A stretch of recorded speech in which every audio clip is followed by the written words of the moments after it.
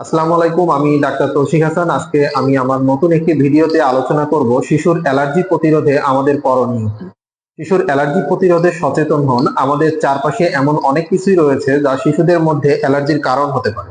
তবে কিছু সহজ নিয়ম মেনে চললেই আপনার শিশুকে এই সমস্যা থেকে সুরক্ষা দেওয়া সম্ভব। আসুন আমরা জেনে নেই সে সকল কারণগুলো কি কি আছে।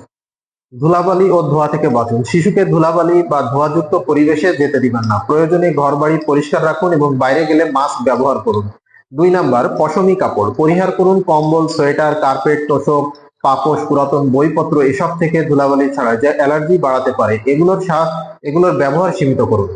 পোষা প্রাণী থেকে দূরত্ব বজায় রাখুন, যেমন হাঁস, মুরগি, বিড়াল, কুকুর বা যে কোনো ধরনের পোষা প্রাণীর সংস্পর্শে গেলে শিশুর অ্যালার্জি বাড়তে পারে।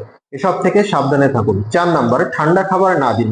ফ্রিজের ঠান্ডা পানি, ice cream, soft drinks, cold coffee এসব শিশুর শরীরে ঠান্ডা লাগাতে পারে এবং শ্বাসকষ্ট বাড়াতে পারে।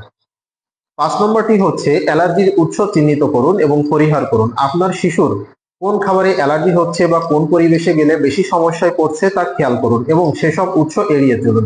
মনে রাখবেন, সচেতনতাই শিশু সুস্থতার মাপকাঠি। আজ থেকেই শিশুকে অ্যালার্জি মুক্ত রাখতে এই নিয়মগুলো মেনে চলুন। আশা করি উপকৃত হবেন।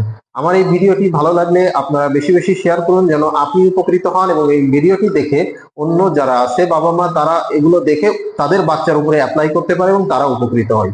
ধন্যবাদ। সবাই ভালো থাকবেন। আসসালামু আলাইকুম ওয়া রাহমাতুল্লাহ।